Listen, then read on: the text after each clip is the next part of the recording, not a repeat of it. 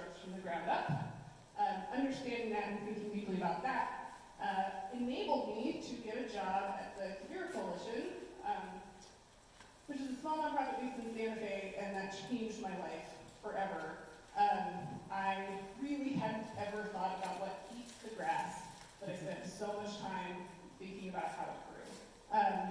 And I say that, like, I sort of joke about that, but like, we do really come to things from different directions, and I just want to embrace and welcome that. I'm glad you're here. However your journey was, hopefully we'll get to hear that a little bit. So I was working with the Career Coalition. I missed working with students so much.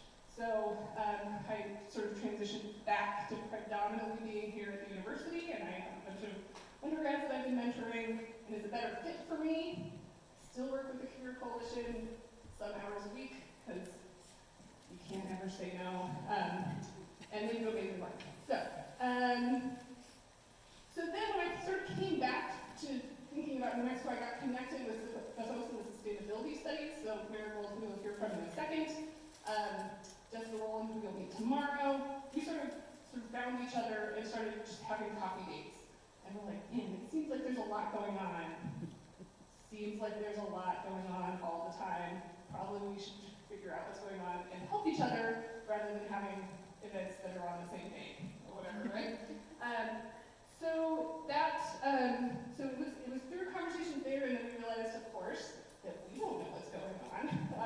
So we started having these coffee chats. I know many of you have come to those, where we were just setting a time, show up in a room, let's hear what's going on, what do you need, what can we offer each other. So that happened for almost a year. And then, as some of you know, I got some funding for this. Thank you, Advance at UNM, for funding this conference. Yay. And so that's where the intention really was that this is not the EVA show, even though I obviously am so shy about being up in front of people. But I really wanted it to serve us all, and so, you know, the speakers that we invited were solicited from you all. You all gave the suggestions, and then I reached out and coordinated. So hopefully you see that reflected. Of course, there's more people who should be in this room who aren't, and there's a variety of reasons, right? There's trust that needs to be built sometimes, and then there's also just schedules. I've asked you to come off campus for 2 whole days, and that's a big ask. So, but anyway, just noting that there's folks who we wish were here and who aren't for a variety of reasons. All right. I just want to acknowledge, because of how I built the summit up, it's biased towards people we already know of and work with. So that's the other piece of who's not in the room. It's just, I acknowledge that this group, this start, which is hopefully not the end where we end, but this start is biased for who we've already worked with.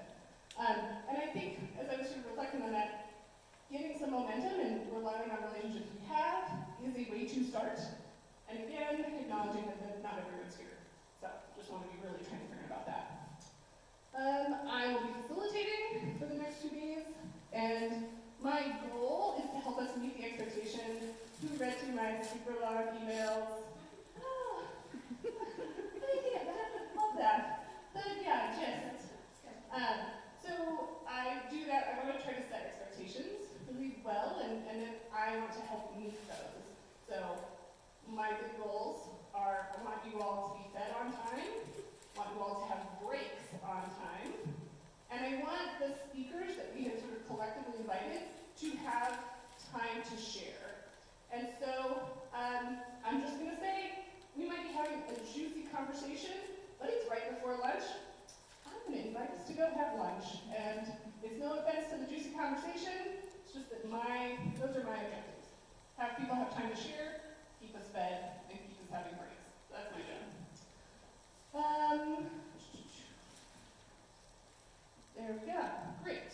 Oh, and then that sort of brings us over to, we would like for you to share. So there's this analogy that I've heard, and it's like, share your 2 cents. Maybe not more than your 2 cents, but please don't keep your 2 cents to yourself, right? Like, make sure you get your 2 cents out into the room, make sure you're sharing, but maybe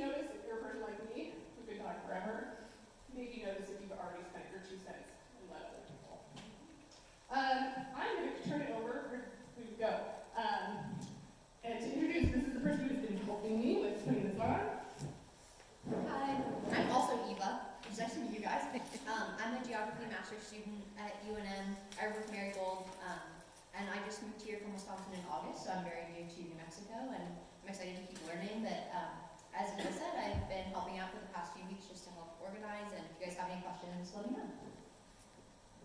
Thank you so much.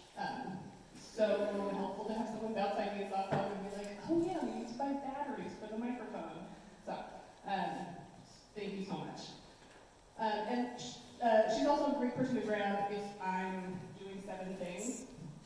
Yeah, she's a good person to ask. All right, next, who is in this room? Let's do really brief introductions and also practice talking with the microphone for accessibility. It's not fun and we do it because it's the right thing to do, so everyone can actually hear each other. So please provide your name, pronouns if you would like to offer them, and your affiliation. This will not be a long introduction, but let's just hear people's voices. So over to you.